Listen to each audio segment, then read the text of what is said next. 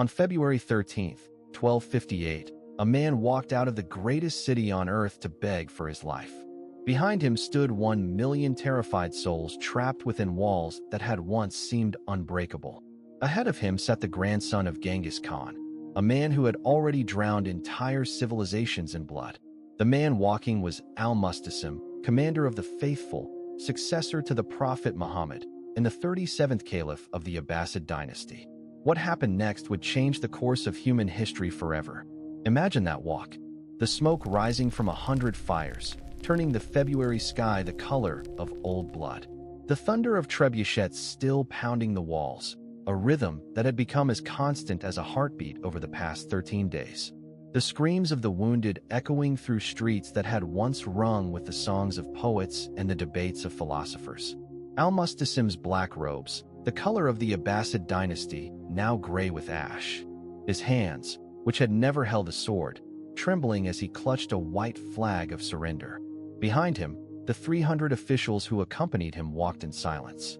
These were men who had administered an empire, who had adjudicated disputes according to Islamic law, who had composed poetry and studied the stars.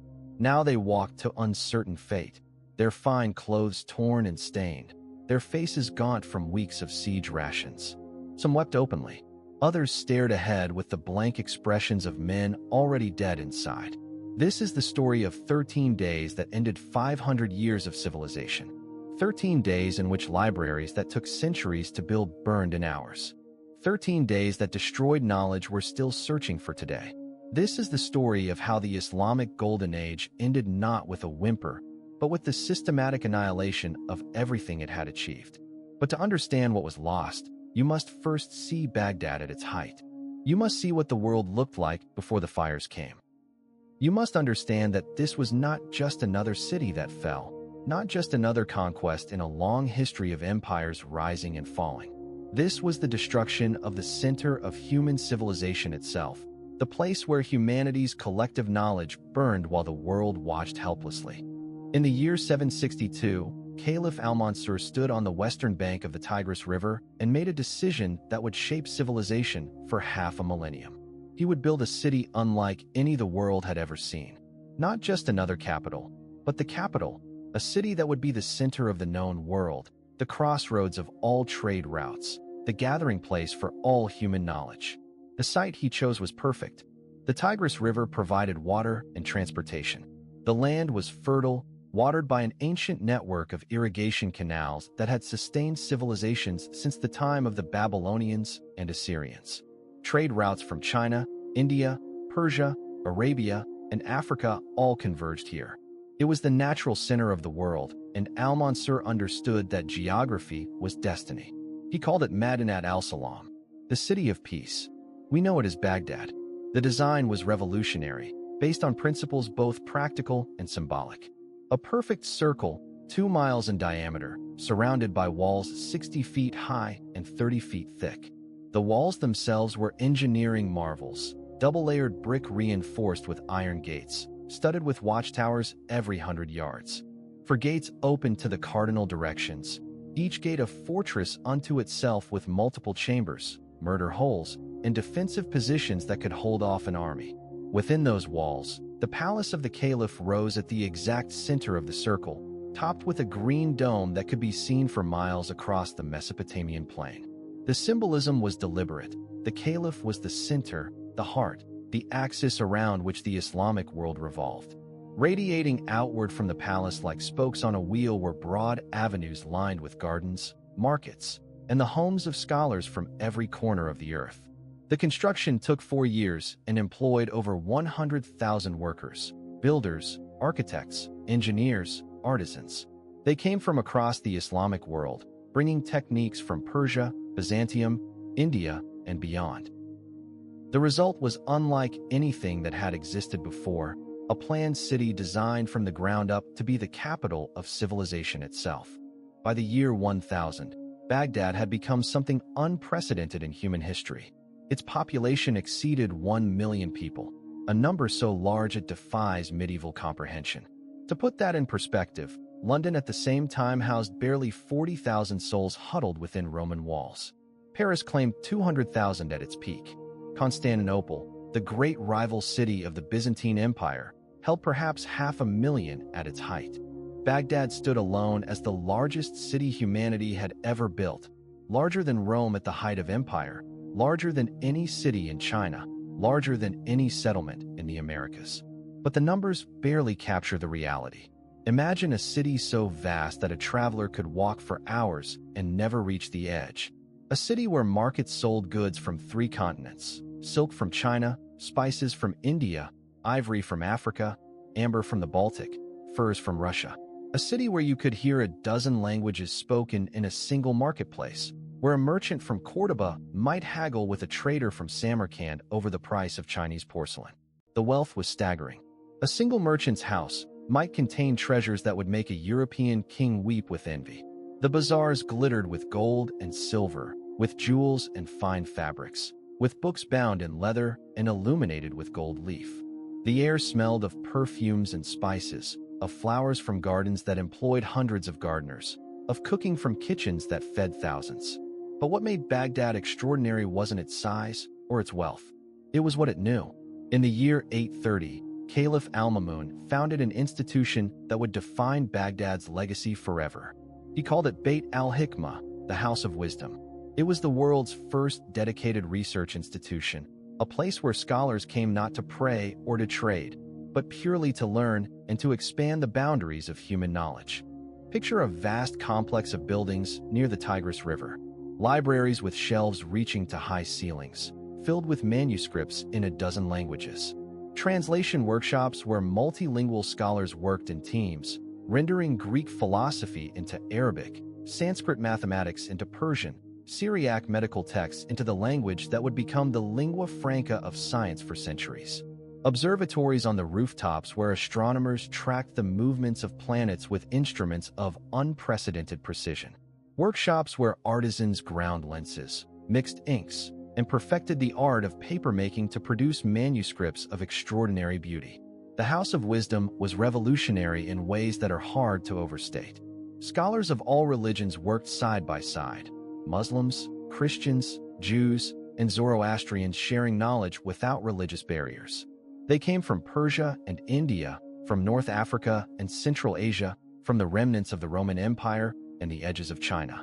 A Nestorian Christian might translate Aristotle from Greek to Syriac, while a Muslim scholar rendered the Syriac into Arabic, while a Jewish mathematician checked the astronomical calculations described in the text. They translated ancient texts from Greek, Sanskrit, Persian, and Syriac into Arabic, preserving knowledge that would otherwise have been lost forever.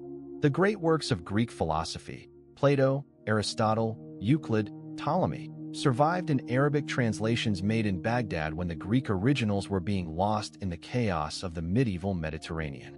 Indian mathematical treatises that would have vanished in the turmoil of South Asian politics were preserved and expanded upon by Baghdad scholars. Persian historical chronicles, Babylonian astronomical observations, Egyptian medical knowledge, all of it flowed into Baghdad and was preserved, studied, and built upon. And they didn't just preserve, they built upon it, pushing forward the frontiers of every field of human IQ. Yuri, translation was just the foundation. The real work was extending knowledge, testing hypotheses, making new discoveries, creating new fields of study that hadn't existed before. The translators were paid their weight in gold. That's not a metaphor or an exaggeration. Caliph al-Ma'mun literally paid scholars by placing them on one side of a scale and stacking gold dinars on the other until the scales balanced. A fat scholar could become wealthy indeed. The message was clear: knowledge was worth more than rubies, more than silk, more than any commodity the vast trade networks could provide. The wisest investment a civilization could make was in the minds of its scholars, and the knowledge they produced changed everything. Let me tell you about a man named Muhammad ibn Musa al-Khwarizmi. He worked at the House of Wisdom in the early 9th century, and his work forms the foundation of the world you live in today. Al-Khwarizmi took the concept of zero from Indian mathematics and combined it with Greek geometric principles to create something entirely new. He called his book the Compendious Book on Calculation by Completion and Balancing. We know the field he invented by the Latinized version of one of the words in that title: algebra. The word algorithm, the basis of every computer program ever written, the logic behind every search engine and social media feed, comes from the Latinized version of his name, algorithmy. The numbers you're using right now to check the time, to count your money, to measure anything at all, we call them Arabic numerals because they came to Europe through Baghdad. Look up at the night sky. See those stars? Many of them still bear names given by Baghdad's astronomers. Aldebaran, Betelgeuse, Rigel, Vega, Deneb, Altair. For 300 years, astronomers at Baghdad's observatories corrected ancient star catalogs, improving on the work of Ptolemy and the Greeks. They built instruments of such precision that European astronomers would use their designs for 700 years. A physician named Ibn Sina, known in the West as Avicenna, wrote a medical encyclopedia called the Canon of Medicine. It became the standard textbook in European medical schools and remained in use until the 1700s. Think about that. A book written in Baghdad in the year 1025 was still teaching doctors in Edinburgh and Paris 700 years later. Baghdad's physicians pioneered the concept of hospitals as we understand them, not just places where the sick went to die, but institutions dedicated to healing, with wards for different diseases, with training programs for physicians, with pharmacies that compounded medicines based on systematic research. The philosophers of Baghdad preserved Aristotle and Plato when Europe had forgotten them. When the works of the ancient Greeks were being lost in the chaos of the early medieval period, scholars in Baghdad were translating them, commenting on them, expanding upon them. Centuries later, when European scholars rediscovered Aristotle, they did so through Arabic translations and commentaries. Without Baghdad, there would have been no Thomas Aquinas, no scholasticism, no philosophical foundation for the European Renaissance.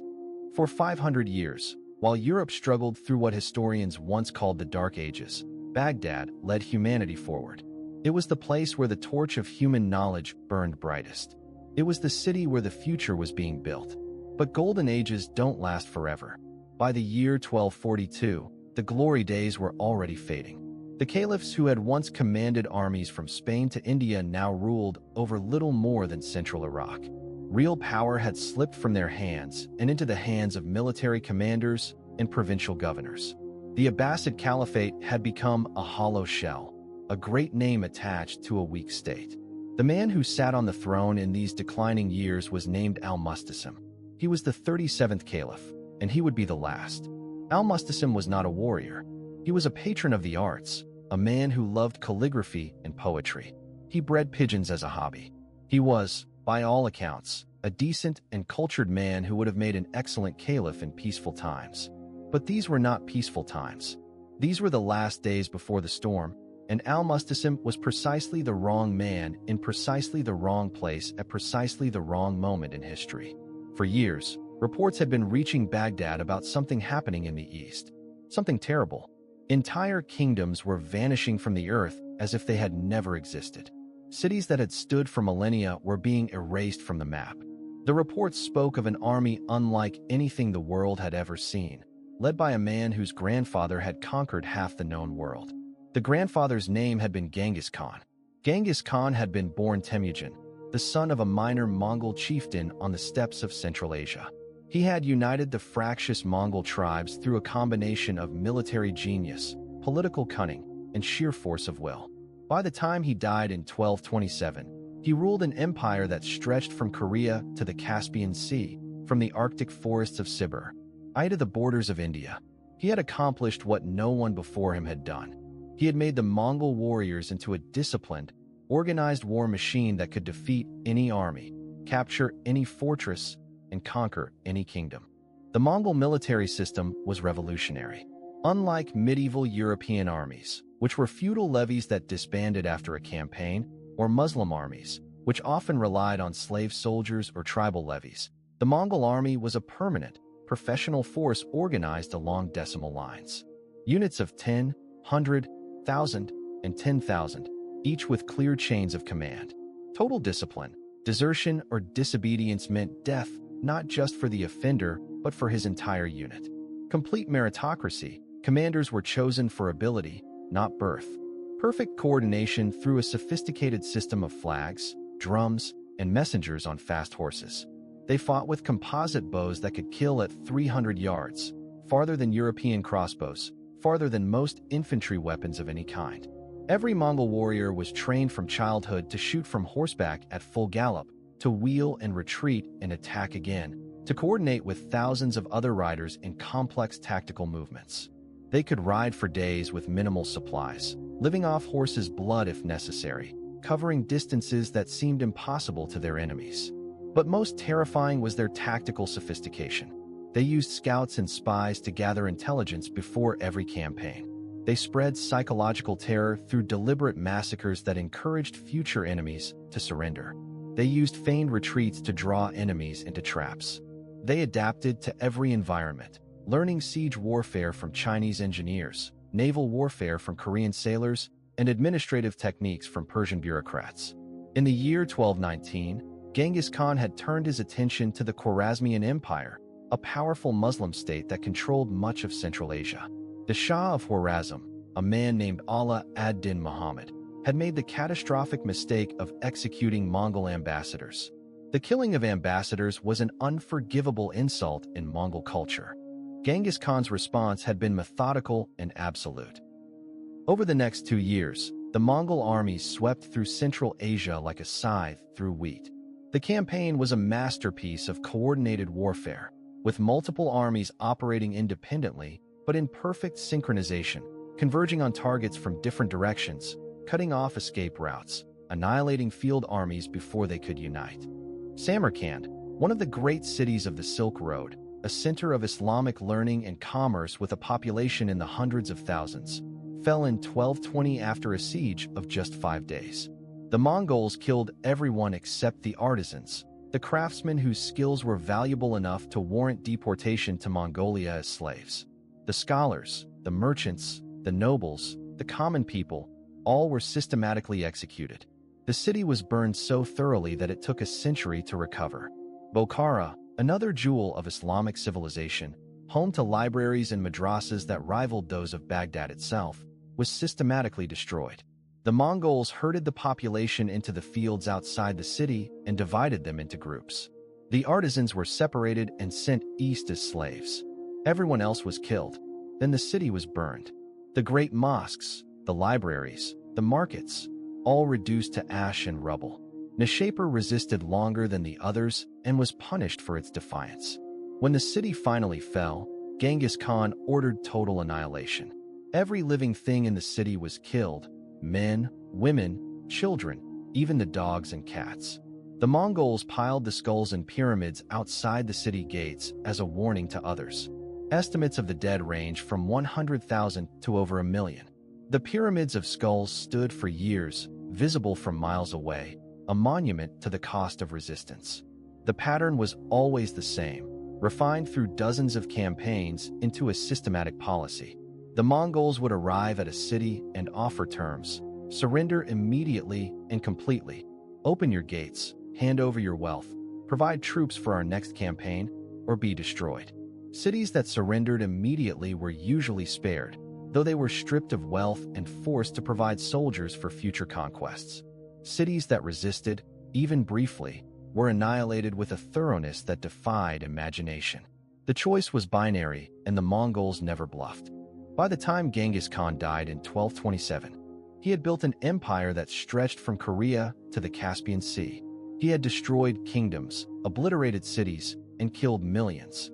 The death toll from his campaigns is estimated at between 20 and 40 million people, in a world with a total population of perhaps 400 million. But his work was not done. His sons and grandsons would finish it, extending the empire even farther, destroying even more civilizations in the name of Mongol supremacy. In 1253, one of those grandsons received a mission that would reshape the world. His name was Hulagu Khan, and his brother, the great Khan monk, had given him orders to conquer the West. Not to raid it, not to plunder it, but to conquer it completely, to bring the entire Muslim world, from Persia to Egypt, under permanent Mongol dominion, or to destroy it in the attempt. Hulagu spent 2 years preparing. This would not be a typical Mongol campaign, all speed and cavalry raids. This would be total war against fortified cities, against ancient civilizations, against enemies who had been building defenses for thousands of years. Hulagu assembled an army of between 100,000 and 150,000 warriors, enormous by the standards of the time. But more importantly, he brought Chinese siege engineers. The Chinese had developed siege technology far beyond anything known in the West.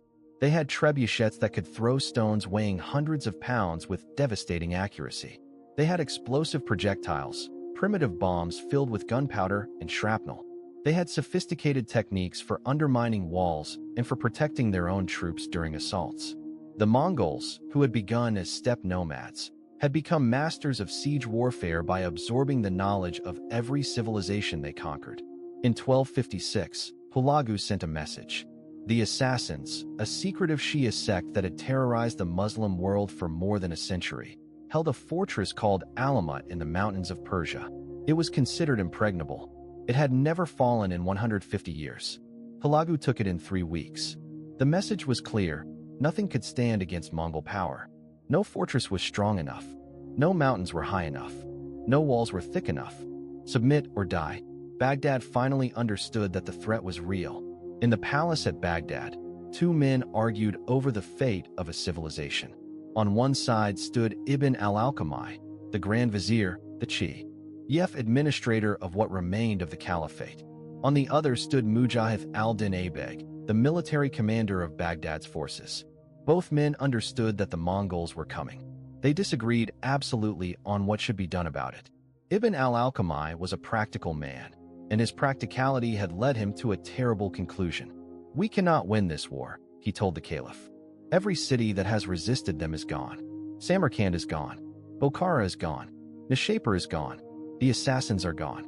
We have seen what happens to those who fight. We have seen the pyramids of skulls. He listed the numbers, the estimates of the dead, the cities erased, the armies annihilated. If we fight, he said, we will lose. And when we lose, everything will be destroyed. But if we surrender now, completely, and without reservation, they might let us live. They might let the city live. Yes, we will lose our independence. Yes, we will pay tribute. Yes, we will serve Mongol masters. But we will survive. Pride will be our only casualty. Mujahid al-Din Aybeg looked at the vizier with barely concealed contempt. You would have us surrender without even fighting? You would have the commander of the faithful bow to a pagan warlord? You would hand over 500 years of Islamic civilization without drawing a single sword. Aybeg appealed to honor and to faith. Our walls are strong. Our warriors are brave. We have supplies for months. And help will come. The Sultan of Egypt will send armies. The princes of Syria will rally to our cause. We need only hold out until relief arrives. I would rather die defending these walls than live in shame under Mongol boots. Al-Mustasim sat on his throne and listened to both men. He needed to choose the practical path or the honorable path, survival or dignity, life or legacy. He chose neither. Instead, he chose nothing. He rejected full surrender as too humiliating. He rejected full mobilization as too provocative. Instead, he sent diplomatic missions. He wrote letters. He tried to negotiate, to find middle ground, to convince Hulagu that Baghdad could be useful as a tributary ally rather than as a conquest. There was no middle ground. There never had been with the Mongols. You submitted completely, or you were destroyed completely. Hesitation was not neutrality. It was just slow-motion resistance. Al-Mustasim's indecision guaranteed the worst possible outcome. Baghdad would fight, but not soon enough or hard enough to have a chance. Baghdad would negotiate, but not sincerely enough to satisfy the Mongols.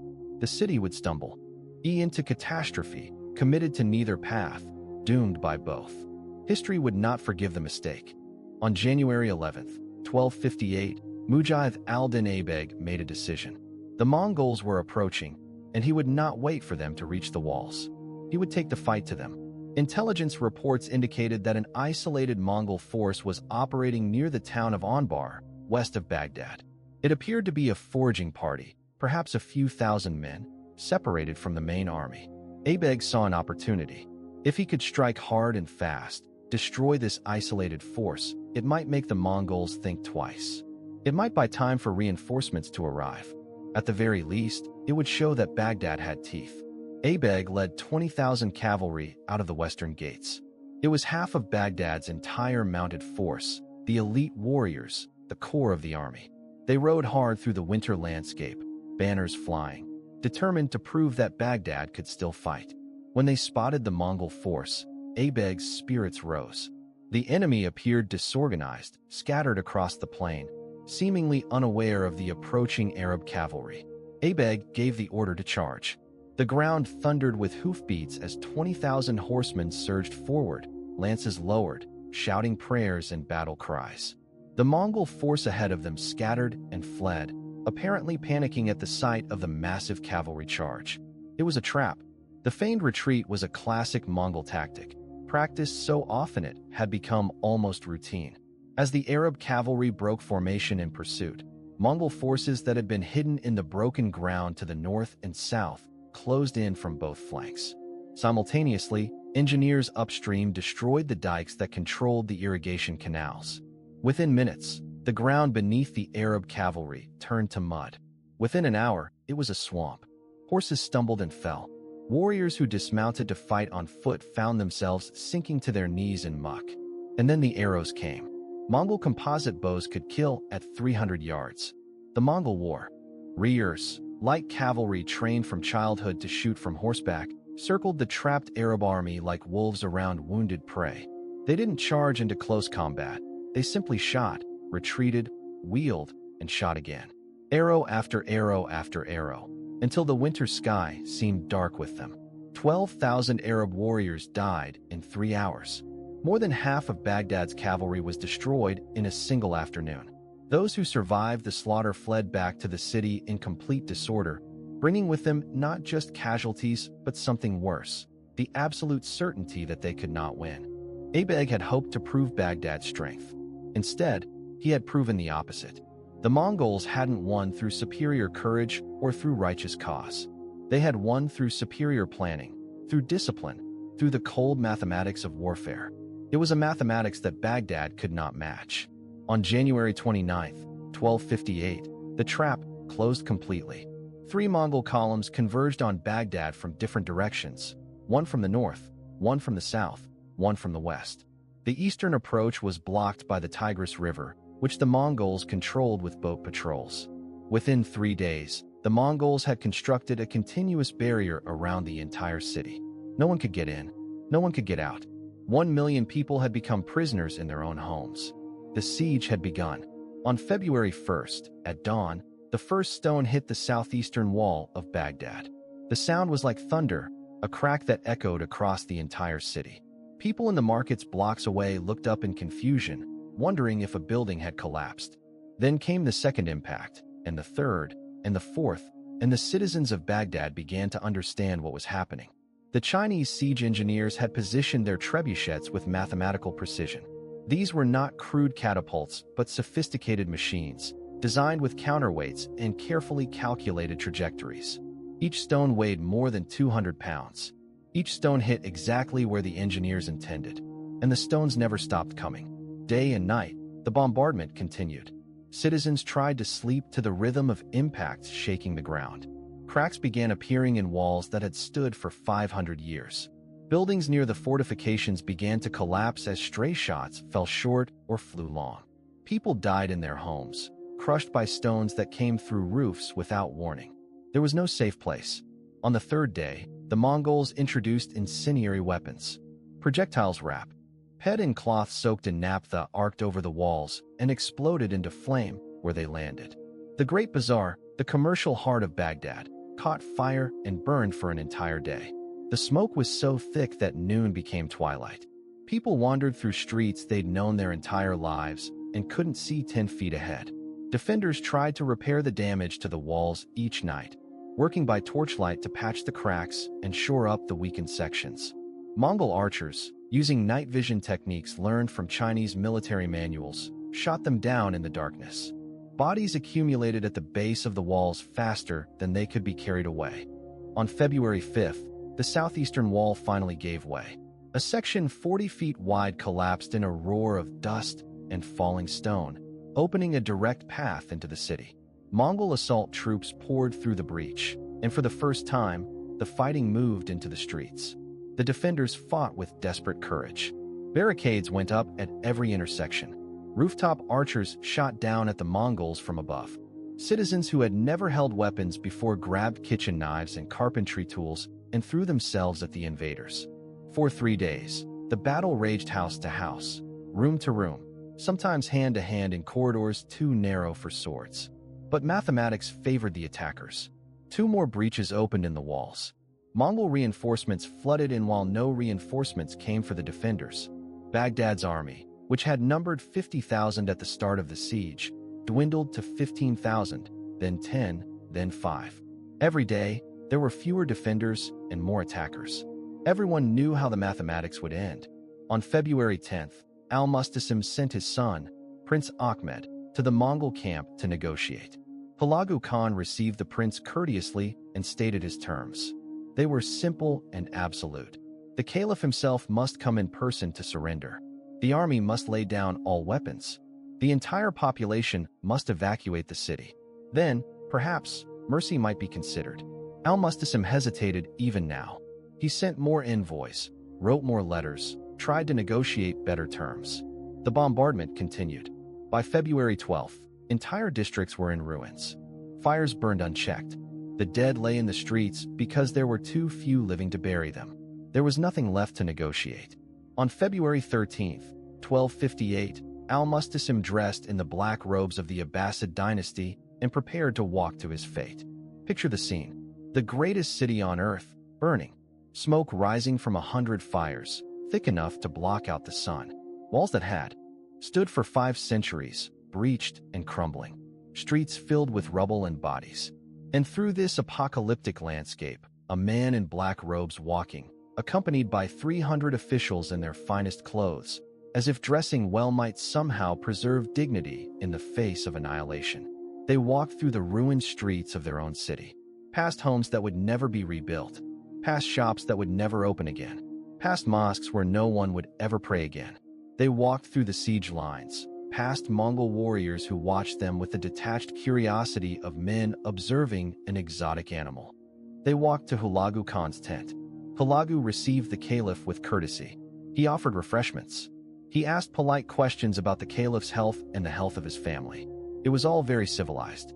Then he asked the caliph to reveal the locations of the treasury, the armories, the granaries, all the wealth of Baghdad. Al-Mustasim complied immediately. He held nothing back. He believed, even then, that cooperation might save his people. Hulagu graciously accepted the surrender and agreed to the evacuation. The population would be allowed to leave the city peacefully, he promised. They would be resettled, given land, allowed to rebuild their lives.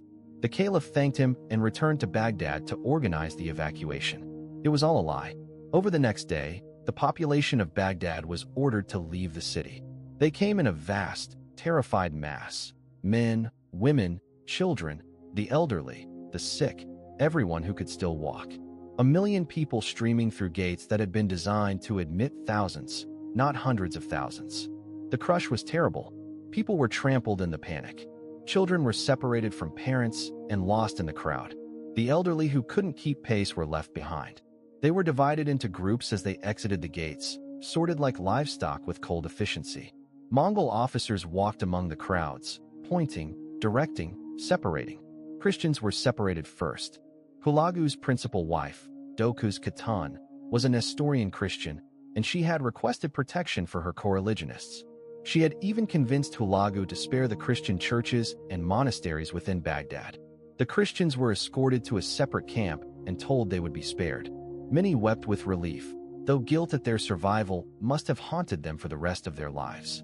The Jews received similar treatment, not out of any particular love for them, but because Hulagu calculated they might be useful as merchants and craftsmen in the territories he now controlled. Everyone else, the vast Muslim majority of the city, was assembled in the open fields outside the walls. Fields that had once grown wheat and barley to feed the city, now serving as a massive open-air prison. They stood there in crowds so dense that no one could sit down. Shoulder to shoulder, pressed together, under the cold February sky. They were terrified, but many still believed they would be enslaved. Slavery was horrible. You lost your freedom. You might be separated from your family. You would work for masters who cared nothing for you. but it was survivable. Your children might grow up as slaves, but they would grow up. Your grandchildren might be free again. It was hope of a kind. They were wrong. What followed was not battle. It was not even massacre in the heat of combat, with the chaos and confusion and adrenaline that implies. It was systematic extermination, carried out with the calm efficiency of men performing routine work. The Mongol forces organized into units, each assigned to a specific section of the imprisoned population. They worked in shifts, like laborers at any large-scale task, one team replacing another when they grew tired. They had done this before in other cities. They knew the most efficient methods. They killed the men first, then the women, then the children. The logic was practical. Men were most likely to resist, so eliminate them first. Women were weaker, but still potentially dangerous in large groups. Children last because they posed the least threat. They worked for 7 days straight. Week-long shifts of killing, broken only for meals and sleep. Imagine being a Mongol soldier in that field.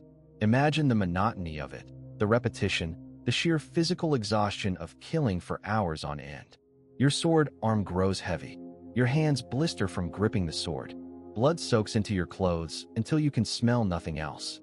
And still there are more people to kill. Still the lines stretch on. Still the work continues. Modern historians estimate the death toll at somewhere between 200,000 and 1 million people. The range is vast because there was no one left to count. No census was taken. No records were kept. The Mongols didn't care about numbers. They cared about completion. Every living Muslim in Baghdad was to be killed, and they pursued that goal with industrial thoroughness. 200,000 is a conservative estimate, based on the assumption that many citizens had already fled during the siege or died in the bombardment. 1 million is the high estimate, based on the pre-siege population and the assumption that most of them were still alive when the city fell. The truth is probably somewhere in between, perhaps 600,000 to 700,000 dead over those 7 days in February.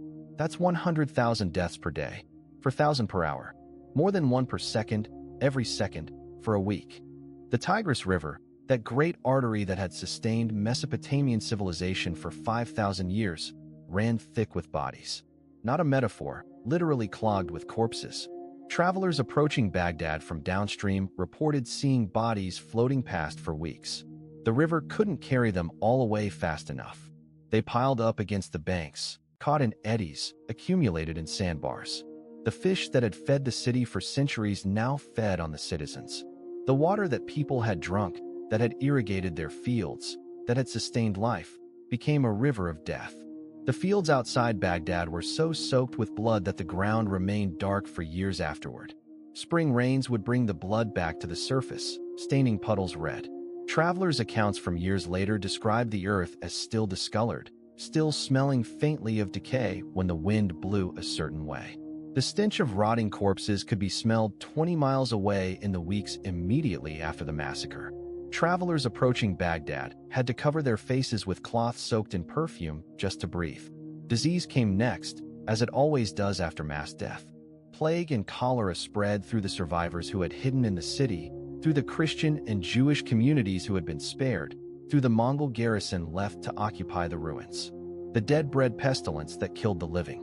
For months afterward, people continued to die, not from violence, but from the diseases born of decomposition on such a massive scale.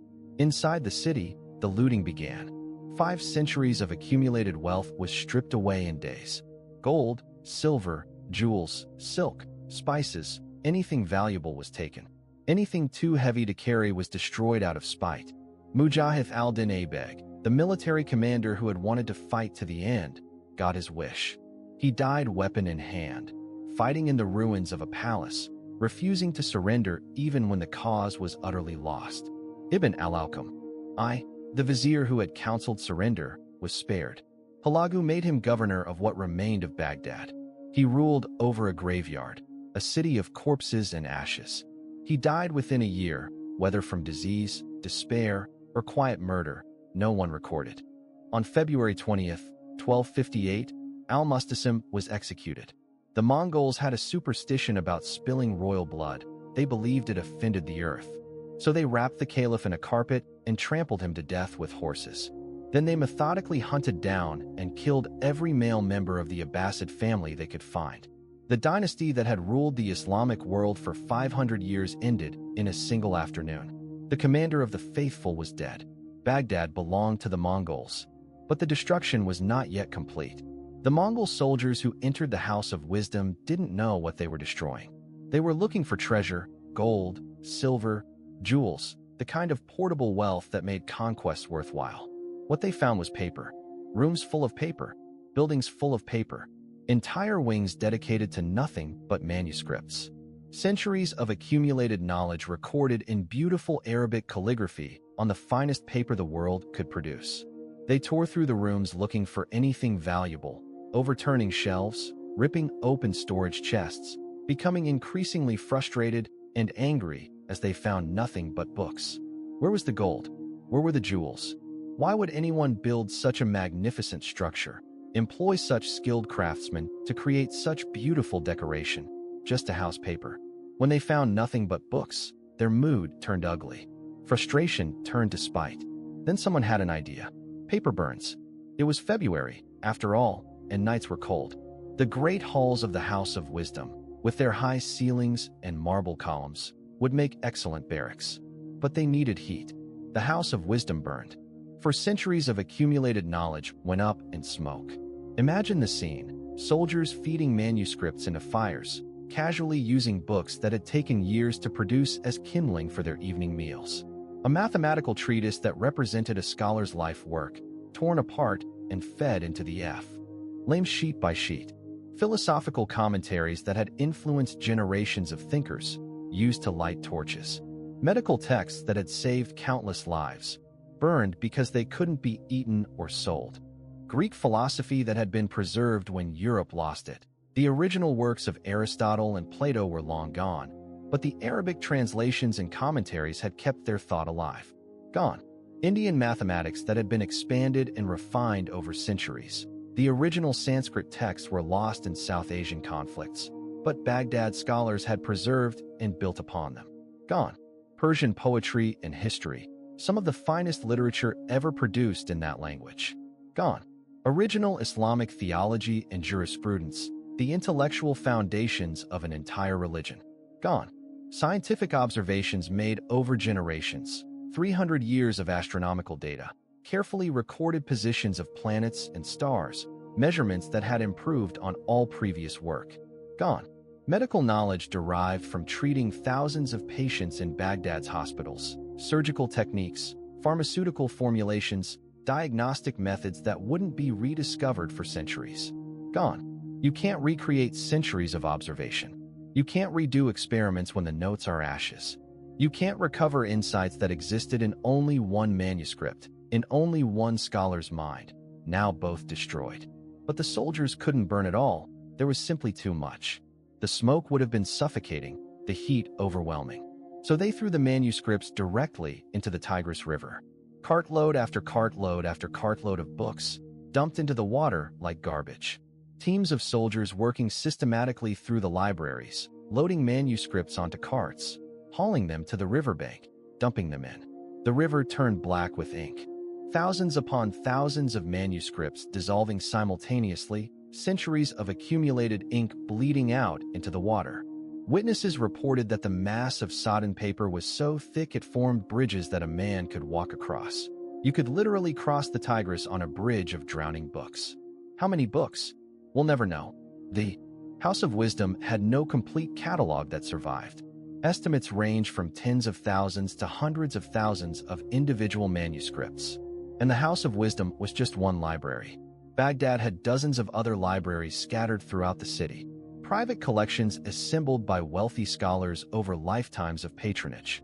Mosque libraries that served their religious communities. Madrasa libraries that supported theological and legal education. The personal libraries of the caliphs themselves accumulated over 5 centuries of rule. All of them were destroyed. Soldiers went from building to building, methodically eliminating any concentration of books they found. The combined holdings might have exceeded 1 million manuscripts. That's more books than existed in all of Europe combined at the time. More books than in all the monasteries of Christendom, all the castle libraries of nobility, all the cathedral archives. The entirety of European written knowledge would have fit into one wing of Baghdad's libraries. Within a week, ash and pulp and river mud. What was lost? We can name some works because they're referenced in other books that survived in copies made in other cities: Damascus, Cairo, Cordoba. Ibn al-Haytham's revolutionary work on optics, which laid the foundations for the scientific method itself. Al-Khwarizmi's original writings on mathematics, the very texts that gave us algebra and algorithms. Astronomical observations spanning 300 years, each night's observations building on the previous, creating a dataset of unprecedented precision. Medical treatises on surgical techniques that wouldn't be matched in Europe until the Renaissance. Philosophical commentaries on Aristotle that European scholars would have given anything to read. Poetry in Arabic and Persian that contemporaries considered the finest ever written in those languages.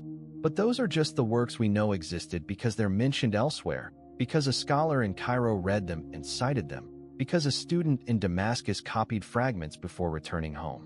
What about the works that vanished so completely we don't even know they existed? What about the research that was never published because it was still being refined? What about the marginal notes in manuscripts, the corrections and additions made by later scholars that represented the cutting edge of understanding? What mathematical insights died with the books that described them? What astronomical observations? What medical discoveries? What philosophical arguments? We don't know what we don't know. And that's the nature of destruction. It doesn't just destroy what exists. It destroys all the developments that would have built upon what existed. It cuts off entire branches of possibility. Every book that burned represented not just past knowledge, but future knowledge that would never be developed because the foundation was gone. The great mosques were looted and torn apart. The hospitals were demolished, their instruments stolen or destroyed, their physicians killed along with their patients. The astronomical observatories were wrecked, their precisely calibrated instruments smashed or carried off as scrap metal. The madrasas, the schools where generations of students had learned mathematics and theology and medicine, were burned to the ground, often with teachers and students still inside. Artisan workshops were gutted. The techniques for making fine paper, for mixing particular inks, for binding books, for working certain metals, for weaving certain patterns, all these were oral traditions, passed from master to apprentice. When the masters died and the apprentices died and the workshops burned, the techniques died too. An entire civilization's infrastructure was being systematically erased. Not just the physical buildings, but the human knowledge, the institutional memory, the accumulated wisdom of how to do things. When you destroy a library, you destroy books. When you destroy a civilization, you destroy the knowledge of how to make new books. In the weeks after the massacre, Baghdad became a city of ghosts. The population had dropped from over 1 million to perhaps 100,000, most of them traumatized survivors hiding in the ruins. Disease spread through the corpse-filled streets: plague, cholera, dysentery. The sick had no doctors to treat them because the doctors were dead. The wounded had no hospitals because the hospitals were destroyed. The irrigation systems that had sustained agriculture in the Mesopotamian plain for thousands of years had been deliberately wrecked. Canals were broken, dikes were destroyed, aqueducts were smashed. Without irrigation, the desert began reclaiming the land. Fields that had fed millions went barren. Villages emptied. The infrastructure of civilization collapsed. Travelers who approached Baghdad in the months after the siege reported that the stench of death could be detected 20 miles away. Those who entered the city found streets choked with rubble and bones, buildings with gaping holes in their walls, a desolation that seemed beyond any human ability to restore. It would take 700 years for Baghdad's population to recover to its pre-1258 level. News of Baghdad's fall spread across the Islamic world like a shockwave. In Damascus, people wailed in the streets and tore their clothes in mourning. In Cairo, the Mamluk Sultan grimly began preparing for war, knowing the Mongols would come for Egypt next. In Delhi, defenses were strengthened. In Morocco and Spain, Muslims mourned for a city most of them had never seen, but that had represented everything their civilization stood for. The psychological impact was devastating. Baghdad had been more than a city, it had been a symbol.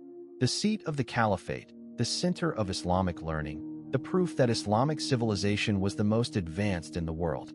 Its destruction seemed to call everything into question.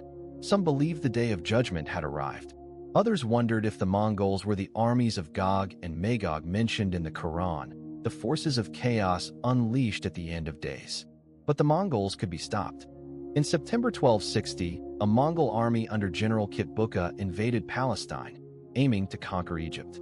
The Mamluk Sultan of Egypt, a man named Qutuz, refused to surrender. When Hulagu sent ambassadors demanding submission, Qutuz had them executed, the same mistake that had triggered Genghis Khan's invasion of Khwarezm 40 years earlier. But Qutuz knew exactly what he was doing. He was making a statement: "We will fight."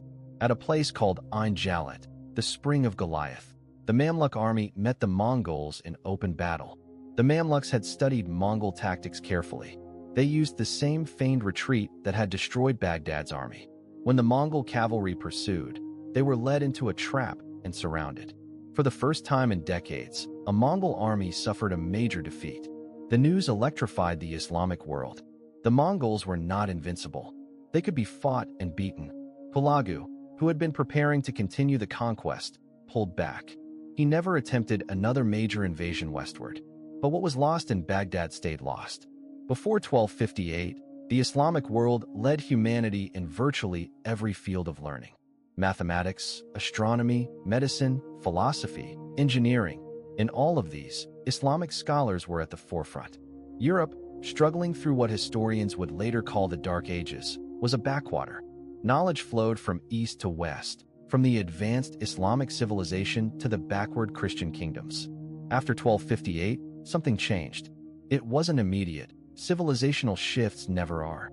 But gradually, over the next 2 centuries, the pattern reversed. Islamic scientific output declined.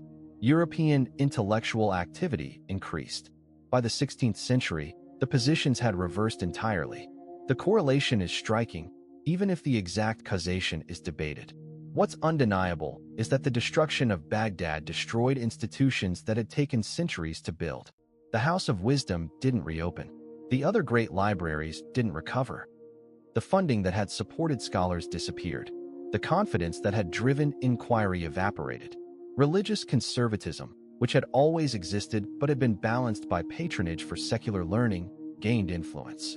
Why study the stars when the world was ending? Why investigate medicine when survival was uncertain? Why preserve ancient philosophy when basic security couldn't be guaranteed? The European Renaissance, that great flowering of human achievement that we celebrate as the beginning of the modern world, was built on foundations laid by Islamic civilization. When European scholars rediscovered Aristotle, they did so through Arabic translations with Arabic commentaries. When they learned mathematics, they learned from Islamic scholars. When they studied medicine, they studied texts written in Baghdad and Cordoba and Cairo. Algebra, astronomy, medicine, all these fields bear the fingerprints of Islamic scholarship. Europe inherited what Baghdad had gathered. But what Europe didn't inherit was the additional centuries of development that would have occurred if Baghdad had not burned. We'll never know what discoveries were delayed or prevented entirely by the destruction of 1258. Baghdad itself became a provincial backwater. In 1401, another conqueror named Tamerlane, invaded Baghdad and destroyed it again, killing an estimated 90,000 people. Over the following centuries, Baghdad was repeatedly sacked, burned, and depopulated. During the Ottoman period, it was a minor town of 50 to 150,000 people, enormous by medieval standards, but a shadow of what it had been. For 700 years, Baghdad remained a ghost of its former self. So what does this catastrophe teach us? What lessons can we draw from 13 days in February 1258 that destroyed the center of human civilization? First, civilization is more fragile than we assume. 5 centuries of achievement can be erased in 13 days. We build slowly, brick by brick, book by book, generation by generation. A library doesn't spring into existence. It grows over decades as scholars acquire texts, as patrons fund acquisitions, as scribes copy manuscripts. A tradition of learning requires generations to establish, master training student in an unbroken chain. A city's greatness accumulates through centuries of trade and scholarship and artistic achievement. But destruction is fast. A library that took 200 years to assemble can burn in an afternoon. A tradition that took generations to build can be severed in a single massacre when all the teachers die and all the students die and no one is left who knows the techniques. A city that took 500 years to become great can be reduced to rubble in less than 2 weeks. We imagine that progress is inevitable, that knowledge once gained cannot be lost, that civilization always moves forward in a straight line toward greater enlightenment. Baghdad proves otherwise. Progress is not inevitable. It requires active maintenance, institutional support, and protection from those who don't value it. Knowledge can absolutely be lost when the books that contain it burn and the people who understood it die. Civilization can move backward, and the slide can last for centuries, and entire fields of knowledge can disappear so completely that later generations don't even know what questions to ask. Second, leadership matters desperately, especially in moments of crisis. Al-Mustasim had years of warnings. He knew the Mongols were coming. He received reports of what they had done to other cities, the pyramids of skulls, the rivers of blood, the total annihilation of those who resisted. He knew that Hulagu was preparing a massive army specifically to conquer the West. He had time to prepare, to choose a path, to act decisively. Instead, he did nothing. He sought middle ground where none existed. He sent diplomatic missions to an enemy that only understood submission or destruction. He delayed mobilizing his army because he didn't want to provoke the Mongols, and delayed submitting because he didn't want to lose face, and in his paralysis chose the worst of all possible paths. Doing nothing is still a choice, and sometimes it's the worst choice possible. Al-Mustasim's paralysis, his inability to choose between the hard path of resistance and the humiliating path of surrender, guaranteed the destruction of everything he was trying to preserve. Better to have surrendered immediately, accepting vassalage and survival, or to have fought with everything Baghdad had from the very beginning, than to have drifted into catastrophe committed fully to neither path. Third, knowledge requires active protection and redundancy. The manuscripts in the House of Wisdom were irreplaceable originals. There were no photocopies, no digital backups, no distributed archives in other cities. When they burned, they were gone forever. The knowledge existed in one place, vulnerable to a single point of failure, and when that point failed, centuries of accumulated wisdom vanished. We live in a digital age and imagine we're safer. We're not. We're just vulnerable in different ways. Digital storage is even more fragile than paper in some ways. How many of you can read a floppy disk from 1995? How many file formats have become obsolete, their data locked in formats that no modern software can read? How much knowledge exists only on servers that could fail, in formats that could become unreadable, dependent on technologies that could become obsolete? The illusion of permanence is still an illusion. We need redundancy, distribution, active preservation, or we risk losing our own accumulated knowledge just as completely as Baghdad lost theirs. Fourth, indifference destroys as effectively as malice, perhaps more so. The Mongol soldiers who burned the House of Wisdom weren't evil in any mythological sense. They weren't monsters or demons. They were ordinary men following orders, looking for loot, trying to keep warm in February. They simply didn't value what they were destroying. Books meant nothing to them. Paper to burn, nothing more. The accumulated wisdom of centuries was just fuel, no different than wood or dried grass. That indifference killed as surely as hatred would have, maybe more surely, because hatred at least recognizes value even as it seeks to destroy it. Indifference doesn't even see the value. It destroys casually, without thought, without malice, without even understanding what is being lost. And then it moves on to the next thing, leaving only ashes behind. The memory of Baghdad's fall entered the collective consciousness of the Islamic world and has never left. For 766 years, it has been invoked as the ultimate catastrophe, the moment when everything went wrong. Modern Iraq, despite everything that has happened since, still invokes the Golden Age. Saddam Hussein compared himself to the defenders of Baghdad. After the 2003 American invasion, when the National Museum was looted and the National Library burned, people made explicit comparisons to 1258. Modern Baghdad has a population of more than 7 million people. It's finally larger than it was in 1258. It's the capital of the Republic of Iraq, a major metropolis with all the infrastructure of the 21st century. But it's not what it was. No modern city is the intellectual capital of human civilization. Knowledge is too dispersed now, spread across universities and research institutions in dozens of countries. That's probably safer. There's no single point of failure anymore. But it means the era of cities that concentrated humanity's wisdom in one place has passed. What would the world look like if Baghdad had not burned? Would Islamic science have continued leading for another 500 years? Would the Renaissance have happened in Damascus or Cairo instead of Florence and Rome?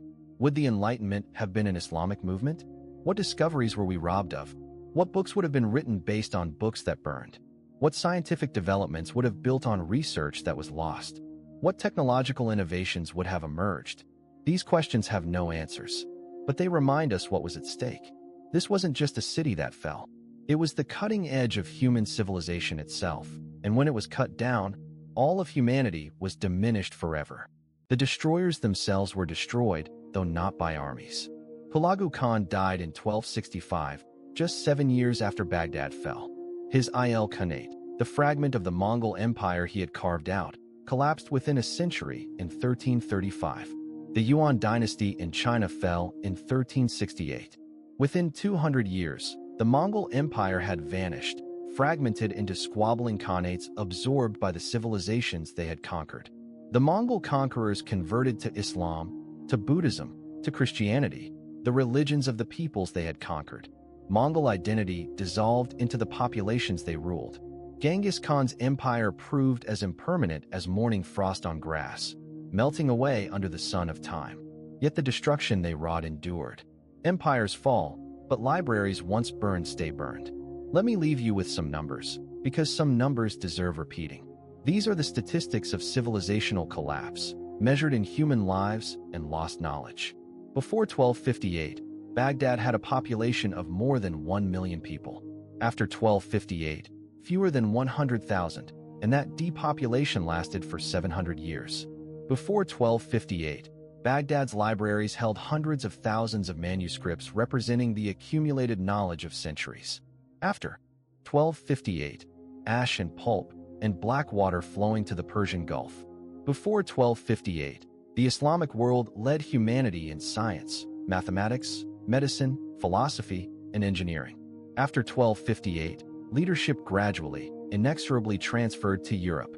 Building takes centuries, destroying takes days, and some things, once destroyed, cannot be rebuilt at all or recovered ever. The Tigris River still flows through Baghdad. The same water that once ran black with ink and red with blood now carries the ordinary traffic of a modern city.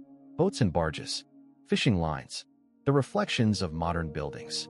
There's no memorial marking the spot where books were thrown into the river. No monument stands where the house of wisdom once gathered the world's knowledge. No museum displays the lost texts, because there are no texts to display. The absence is the memorial. We began with a man walking out of the greatest city on earth. That walk lasted less than an hour. Its consequences lasted 7 centuries and echo still. We are all inheritors of what was lost. The mathematics you learned in school came from Baghdad. The astronomical knowledge that put humans on the moon descended from observations made in Baghdad's observatories. The medical treatments that save lives today incorporate discoveries first made in Baghdad's hospitals. But we also inherit the loss. We inherit the books that might have contained insights we still lack. We inherit the discoveries that were never made because the discoverers were killed. We inherit the centuries of development that were cut short. We inherit directions we cannot even imagine because they were never explored. We will never know what we lost. That is the nature of destruction. It doesn't just destroy what existed. It destroys all the future things that would have been built on what existed. Somewhere beneath the waters of the Tigris lie the remains of humanity's greatest library. The paper has long since dissolved. The ink has long since washed away. The words are gone. They will not rise again. But as long as we remember them, as long as we tell their story, as long as we understand what was lost, the light of Baghdad is not entirely extinguished. This is the story of a city that was the center of human civilization, a library that held the wisdom of ages. And 13 days in February 1258, that ended it all. If this story mattered to you, share it. Not for me, for them. for the scholars who died protecting manuscripts, for the million people who perished, for the books that drowned and the knowledge that burned.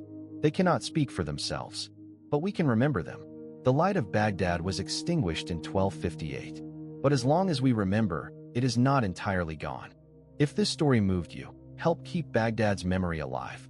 Like this video, share it with someone who values history, and subscribe for more stories of civilizations lost and lessons we must never forget. The scholars of Baghdad cannot speak, but through us, their legacy endures. Thank you for watching.